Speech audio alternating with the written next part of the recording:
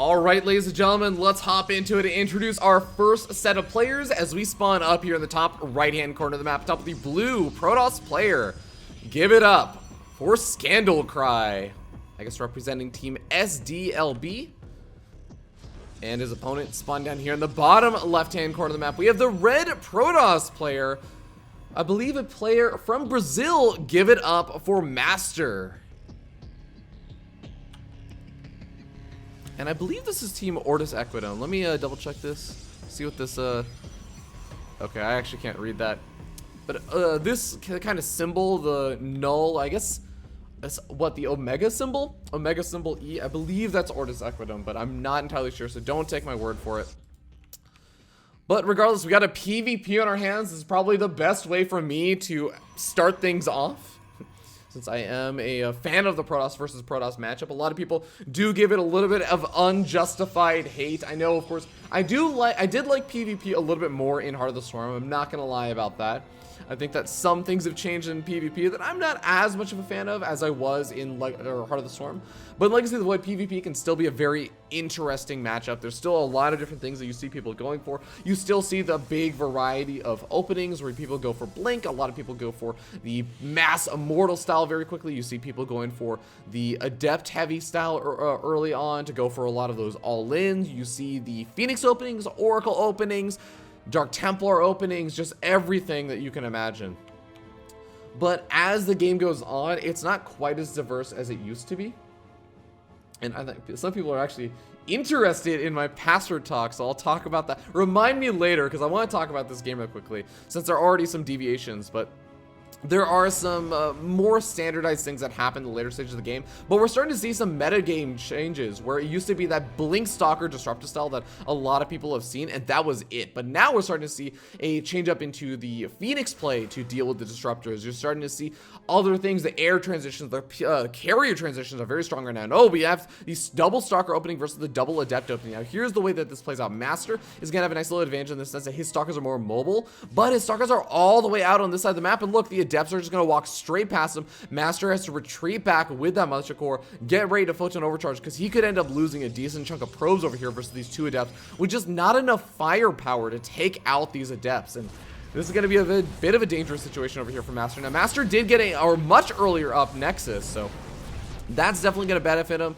The Adepts take a little bit of damage. They are eventually going to get picked off. I think one of these Adepts may end up surviving as it runs away. Yeah, it is going to survive. It's nice to keep even one Adept alive just to keep an eye on your opponent and everything. Make sure that they aren't just charging across the map. You verified that they have a Nexus, and this is all well and good, I think, for a ScandalCry so far. ScandalCry going for that Stargate opening that I was talking about. And the Stargate opening definitely has become much more popular over time. Ooh, Adepts are going to be moving on in. They could even go after the Sentries themselves. Sentries are a 100 gas investment, as everybody, I think, who's played StarCraft for any decent period of time knows at this point. But it is a bit of a dangerous situation. I mean, the Adepts would be sacrificing their lives if they just try and gun it for the Sentries, but I feel like they could get them. Instead, going to be going in on the probes. Oh, they might try and sacrifice themselves in the Sentries. No, they try and run away. I don't think almost any of them are going to be able to get away. This one last Adept going to be able to make his way into the main base. No. He does manage to get a little bit of scouting information. The Photon Overcharge does go off. Sees the robotic facility and sees, of course, the follow-up gateways and everything. Sees that this is a pretty standard-looking build from MasteR. And given that it is a Stargate opening, the Oracle is out and now trying to get a little bit of damage done. 2 worker kills, not a lot, but he needs to keep this Oracle alive. Ooh, Oracle taking a lot of damage, gets taken out by the Photon Overcharge. A bit of a misplay over there from ScandalCry. A bit of over-aggression, I would say. But behind this, finally getting his own Nexus. You know, he's done a little bit of damage. He's killed off, what, 5 or 6 workers? 8 workers total in sacrificing all of those Adepts as well as the Oracle. So, you know, it's a bit of a heavy investment. As you can see, only workers have really been lost for MasteR, but ScandalCry has a worker advantage, even though he got up the earlier Nexus. So, in some ways, I could say this has worked out a little bit better, but here's the kind of difference. MasteR is still producing 2 workers at a time. ScandalCry has halted those workers, is cutting workers to get out small other things, like getting up Blink a little bit earlier, getting up an extra gateway or robotic facility a little bit earlier, getting up the early, like just some gas geysers.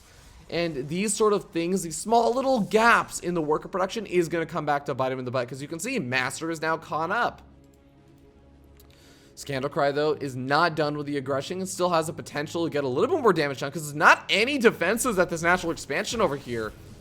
Oh, this Oracle starting to rack up some of those kills. Up to 4 kills already. Could get a 5th or a 6th. A lot of stalkers over here, but they do not have Blink just yet. Blink is still a solid 100 seconds-ish or 60 seconds away from finishing up. Oracle survives with a decent chunk of health and come back in later on. At the same time, I like this play. ScandalCry saying, well, you have to stay at home to deal with my Oracle, so let me grab a 3rd expansion. This seems like a good play. And MasteR, I was hearing some hype up from some of the other players in the bracket. They were saying go cast MasteR. MasteR is one of the other best Brazilian players in competition with, I would say, Kelazur. But definitely got us handed to ScandalCry. He's looking really, really good right now. Got a 3rd expansion, doing very well in terms of even the tech, where he's getting out that robotics facility, getting out some of those immortals. Not sitting too far behind on the immortals either, as there is 1 immortal out for MasteR. MasteR going to have a nice little advantage in the sense that he's got that 1 immortal and getting out the War Prism, but ScandalCry himself has Blink and harass, can get a good glimpse of MasteR's army, and is also getting out some of the immortals himself. Now, he does need to start to warp in some more units. He needs to be very, very on point with those Mothership Core photon overcharges, because he could still very easily die. Ooh, where is the Oracle? Did the Oracle end up dying? Oh, no. ScandalCry ends up losing that Oracle. I don't think he got too many more worker kills. Got maybe a couple more, but not as many as he could have gotten. Here we go, though. Photon overcharge already forced out very early on. There's a lot of energy on that Mothership Core. But this army for ScandalCry is primarily composed of these stalkers, and that means that they don't have to engage over at this front. They can poke in around, try and bait out some more photon overcharges, make sure he doesn't lose any units with some good blink micro backwards, but he can very easily blink up to the main base, snipe off this pylon. If he elevators up these sentries in the War Prism, then he can force field the ramp. And yeah, there are some stalkers with blink now for ScandalCry, but the 2 immortals are going to be locked on the low ground. That is going to be a big opportunity. War Prism moving around. The sentries are not loaded up, but we do have a Dark Shrine finishing up fairly soon. Robotics Bay also finished up for both of these players, but here we go. ScandalCry going to be the one, I believe, making the first disruptor. Is that correct? Do we have a... No robotics facility made for ScandalCry. But here we go. MasteR trying to poke on in. The army for ScandalCry is very far out. And that's going to leave an opportunity for this disruptor to move in, or sorry, for the War Prism to move in with a Dark Templar. There is an observer out on the map, and he is in place, immediately picking off the War Prism, immediately going to be able to snipe off these DTs. There is going to be a little bit of damage done since 3 DTs are warped in. There's only 1 observer, but 2 DTs still left around. But there's not a lot of probes over in the main base anymore, so now we end up seeing the natural expansion probes going to be completely safe because the DT gets picked off. The other DT not accomplishing a whole lot more, getting 2 worker kills, but really, MasteR ended up losing a couple of units on the retreat over there. ScandalCry is looking so good right now, with a small worker advantage, but it's really about the tech advantage. All of these immortals. Now, there are the disruptors coming out for MasteR. These are going to be the big playmakers for MasteR. MasteR has to get the really, really boss disruptor shots on his opponent's army if he wants any chance in this game. It's going to be a bit difficult, because if ScandalCry realizes that he can just move out across the map, as he's starting to do right now, this is the moment of opportunity for ScandalCry, because the disruptor count is not high enough, and as long as ScandalCry doesn't do something overly aggressive, like blinking into his opponent's army and not allowing himself to have the blink to blink out of disruptor shots, he is going to be able to do some guaranteed massive damage. 3 disruptors are out now, and this is actually getting to the point where, hey, you know, a couple more seconds, and actually the 4th and 5th disruptors are popping out. Maybe I underestimated MasteR over here. MasteR is starting to get up a pretty decent disruptor count off of that double robotic facility production. And we might be seeing a situation where MasteR gets the big disruptor connections and is going to be able to defend this. But it's not over just yet. It's going to come down to the micro. There's the first disruptor shot going off on all of the immortals. But now all the stalkers have lost their blink. They get absolutely massacred. Even the immortals, losing their hardened shields, are no longer going to be able to contend with this army by themselves. They get absolutely obliterated. And MasteR taking a massive lead in this game. He has a third expansion as well, so this is a point where that was not an easy army to replace. ScandalCry is trying to warp in more stalkers behind this, but let's be realistic here. ScandalCry is going to be fighting tooth and nail to try and defend against the counter aggression, because guess what? All those disruptors are going to be joining in the mix. Now, I think a couple of the disruptors, maybe 1 or 2 disruptors got taken out, 2 disruptors got taken out, but there are still all the rest of the disruptors still around. It's going to make it so hard for ScandalCry to make any sort of defense happen. We got some High Templars warping in, maybe hoping to get some Archons up, and hey, MasteR, not feeling too confident, is going to be going for a 4th expansion, playing it out very, very safe. And we had Photron Overcharge taking out the Warp Prism. ScandalCry trying to get a little bit of counter damage done, trying to buy himself a little bit of time. With the Warp Prism, not going to happen, not going to fly. It's still a scary situation where if you are the player that does not have the Robotics Bay done for a much longer period of time, ScandalCry does finally have it done. But you can see no disruptors have even been started at this point. And when you're down in that disruptor count, you effectively have 2 options. One, end the game before your opponent gets up a massive disruptor count. We're already at the point where there is a massive disruptor count for MasteR, so that point is passed. The other option is transition into carriers. Try and get into the later stage of the game. You can try to make maybe something happen with Charge Lot Archon, but I just don't think the tech is there yet. The army size is not there just yet. It's going to be really difficult to make this work, but you know, ScandalCry is going to try and make it happen. 4th expansion under attack. The Photon Overcharges are going down with these pylons, trying to just buy as much time as possible.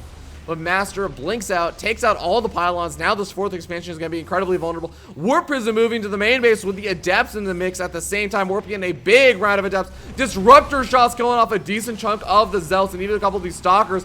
Going to be able to absolutely massacre the shields on these Archons. I think this might be all she wrote, ladies and gentlemen. MasteR is backing up. There is a single disruptor in the mix for ScandalCry, but I mean, the Warp Prism in the main base is doing so much damage as it takes out the Photon Cannon.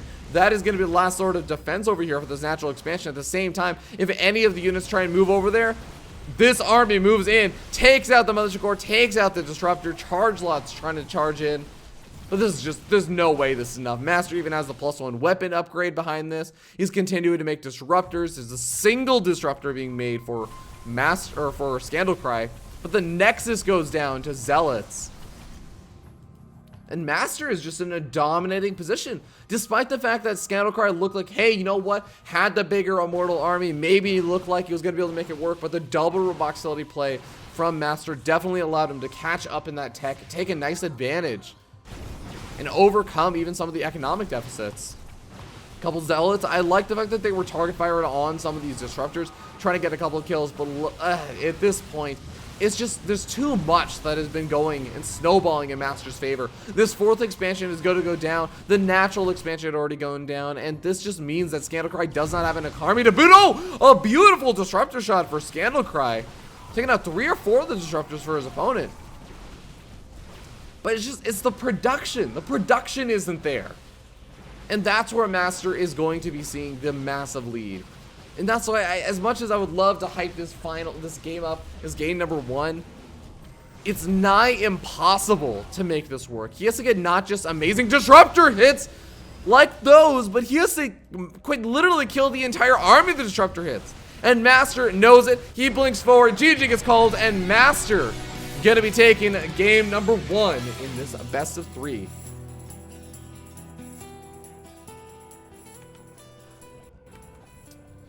Alright, well, MasteR sits up on 1-0 in the game. So, ladies and gentlemen, we're going to be hopping to a short little break as we get game number 2 set up. You guys are watching the DreamHack Awesome Latin American Qualifiers. Please do not go anywhere.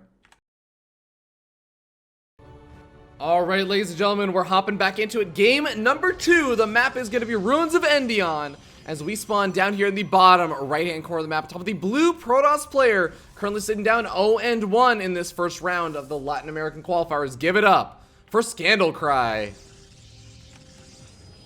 from Team SDLB, and his opponent spawning down here in the bottom left-hand corner of the map, the red Protoss player, currently up 1-0 from Brazil. Give it up for MasteR. Alright, as I go ahead and get a couple things set. Cool, so we're going to hop in again into game number 2. MasteR looked pretty strong in that last game, but let's be very I would say a little bit judgmental about it. MasteR was not always the strongest player. He's actually started off very strong in the beginning, but there was this sort of intermediate period where I would say he played a little bit greedy and looked potentially vulnerable with how fast he was doing that tech up into the double robotic facility play. He was grabbing his third expansion also much later, despite the fact that I think it is possible for him to maybe have gone for that slightly earlier third, but it was not a mistake that he didn't go for it. It was the fact that he decided deliberately to go for that faster transition into the disruptor play much earlier on, but that made him vulnerable. And I think that ScandalCry, if you can find the opportunity to take advantage of that sort of vulnerability that MasteR may try and open up once again, that is going to be his avenue of attack to try and bring this series back. ScandalCry didn't seem like he was down the entire game. There were certain points in the game that he ended up falling behind. We do have a double Adept opening coming out once again from ScandalCry. Same thing that he did from the last game. And this game, MasteR going to go for the double Adept opening as well. Slightly later Adepts that are popping out over here for MasteR, but these Adepts are totally fine, I think. They're going to be very, very slightly later, but it's not a huge deal. In fact, some Protoss players do like to try and knock down these rocks and just shut down any sort of form of aggression. Adepts are going to be making their way all the way across the map, though, and ScandalCry actually looking for his opponent's probe, trying to see if he can do a whole lot. And oh, the Adepts get the first couple of shots off. Going to be able to get MasteR's Adepts very, very low in health. This Adept may be able to finish it off, and now suddenly MasteR's going to be in a lot of trouble, losing that first Adept, and now seeing that there are 4 Adepts out on the map. This Adept does transfer in, but it takes 2 shots to kill a worker, and he's only going to be able to get 1, and now losing 2 Adepts this early on means that ScandalCry is going to be able to move his way across the map, and because ScandalCry is going to be able to move his way across the map with Adepts, the Stargate follow-up as well is going to have the potential to do some damage, because now MasteR has to produce more Adepts rather than Stalkers or anything else that could deal with an Oracle harassment. Now, there is going to be a Phoenix opening out of MasteR. Oh, this is so good because, of course, MasteR did get the scout off on that Stargate. That's really important. So being able to get out the Phoenix opening first, when you're in Stargate versus Stargate, getting out a Phoenix and taking out your opponent's Oracle puts you in such a massive lead. And here we go. Phoenix encounters the Oracle. There are Adepts on the other side of the map, now trying to make their way into the main. Still going to have a potential to do some damage over here, as there's not a whole lot besides foot and overcharges, but, you know, a couple of these workers are going down. The Oracle immediately goes down. But ScandalCry is denying so much mining. 6 workers already killed so far. This is already a decent amount of damage that the Oracle could have done, even though it ends up falling. The Adepts try to make their way over to the natural expansion. Adepts also make their way out of the Phoenix lift-ups, for those who don't know. If a Phoenix is lifting up an Adept and the shade goes off, the Adept transfers. It is out of that Graviton beam. So these Adepts do manage to escape for a little bit. Phoenix is not quite able to find them. And this is going to be a nice opportunity to move back in. There's not a lot of energy. Only going to be 1 more Fortune Overcharge left and available. So a couple more workers could go down, as there's not a lot of Adepts out for MasteR to defend with, as the Phoenixes are going to make their way back. But here's sort of the thing. Yes, a bit of damage is done. Yes, ScandalCry is now at a worker advantage. Going to continue to move around and be annoying. But this is still a big problem right now, because there is a Phoenix advantage for MasteR. You might say it's only a 1 Phoenix advantage. And while you would be accurate with that, 1 Phoenix advantage, if it goes 1, or, you know, big Phoenix clump versus big Phoenix clump, and they're in relatively equal numbers, but 1 player has a small Phoenix advantage, the big advantage goes to the player with 1 singular Phoenix advantage, because Phoenixes do damage to each other so damn quickly. So that 1 Phoenix advantage just escalates very quickly. But here we go. We got 4 versus 4 right now. The defender's advantage is in play, but we do end up seeing a small little advantage going in favor of MasteR, as he managed to take out 3 of his opponent's Phoenixes and only loses 2. So now he has 3 Phoenix to the 2 Phoenix that are left around, as the new one pops out for Scandal. And it's just that thing where it's going to start to escalate. Double Phoenix production now out from MasteR. We do not have that for ScandalCry just... Okay, no, ScandalCry does get that out, that double Phoenix production. But now it's 6 versus 2. This is what I'm talking about. It spirals out of control after that first engagement. And it's so hard to transition now to Phoenix. You might be thinking, well, why don't you just start to make Stalkers? Well, you know, you might think in low numbers, Stalkers, yeah, they deal with Phoenixes relatively okay. As it gets to the high numbers, the Phoenixes just don't care. The Phoenixes just move around without any regard for the Stalkers, and they just do damage. They just say, you don't deal damage to my Phoenixes fast enough, I'm going to kill off all your probes and just run out. And you're not going to actually be able to do enough damage to my Phoenixes that it's gonna, oh, it looks like an Oracle got taken out over there. A couple of Adepts also making their way across the map, trying to get a little bit of damage done. This is what ScandalCry has to do, but you'll see over here that now at this point, MasteR could maybe even think about camping the production, taking out the Mothership Core, trying to find his opponent's Phoenix, and just taking them out once again with a massive, massive Phoenix lead. Now there is even a fleet beacon coming out for MasteR. If he gets up the upgrade for the Phoenix range, that is going to straight up be potentially game. Like, there is very, very little chance that you can come back from that situation in a PvP.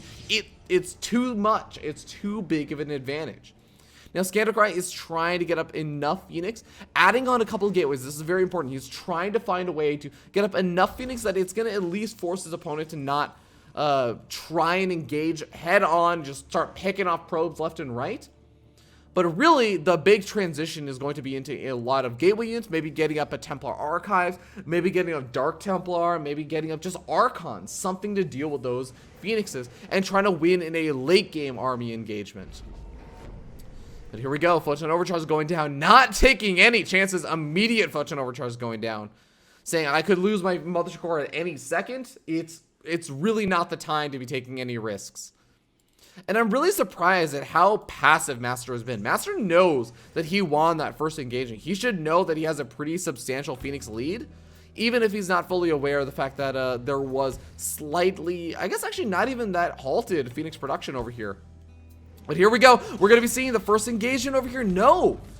And MasteR ends up getting the worst end of this. He is going to try and abuse that +2 range, 7 range versus 5. This is the moment where MasteR can take some massive, massive advantages in these engagements, because he's just going to have that extra round of shots from his Phoenixes that ScandalCry just straight up won't.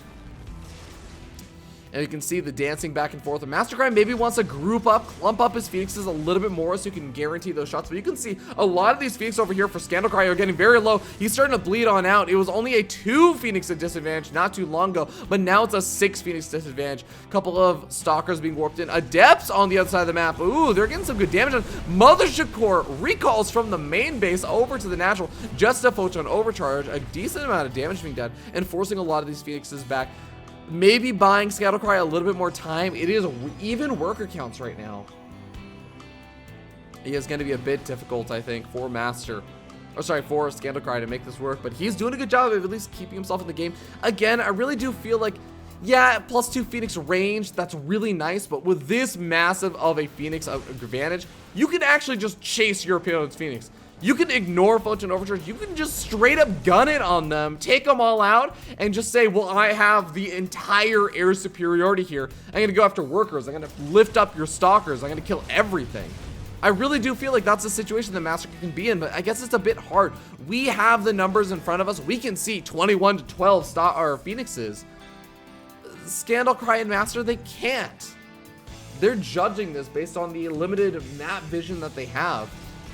But here we go, taking out the Mothership Core. That's going to be a really nice win. Suddenly, I think that MasteR might say, with no Photon Overcharge, I am in a much more comfortable position, taking out so many more of these Phoenixes, and now it's more than double the count. Third expansion also up. Tempest now being produced. Guess what? Those Tempests are going to be actually pretty strong at just whittling away his opponent. If he didn't already have the Phoenix range upgrade, he has even more of a range upgrade. And oh man, I really just wish that MasteR would go in though. That's the thing. I feel like this is getting to the point where MasteR, you're in an almost unlosable situation.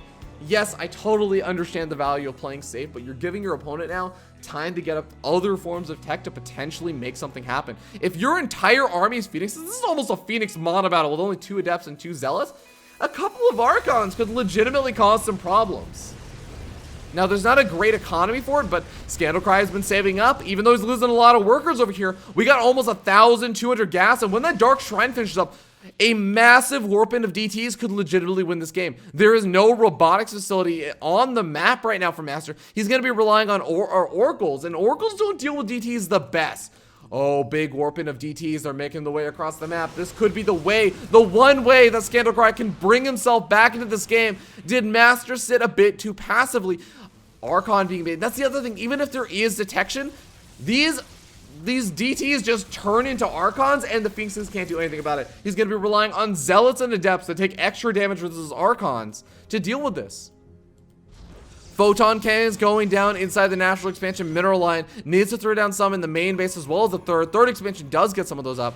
Phoenix is now trying to move around in, but look, now there's the Archon. The Archon's gonna be consistent damage that these Phoenixes can't do anything about, but yes, you just go after all the probes. You murder, you massacre your opponent's economy. The DT is still getting some good damage done over here, but the natural expansion, I mean, it had some mining, but here's the reality. It was 45 workers. You can just transfer all of them over to the third. You can get them up in the main base, and you have a Photon Cannon over there. You need to get up some Oracles to mix in with this as well. Oh, the Tempest count is high enough that you can deal with the Archons as well. This Stalker is, they're getting a little bit of damage done over here.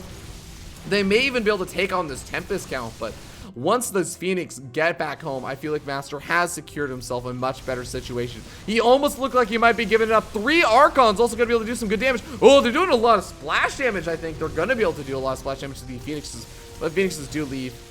Not gonna allow the opportunity. These DTs still doing some damage, but I mean, now the Observer's coming out. If the Observer's coming out from that third expansion, a couple of idle probes over here.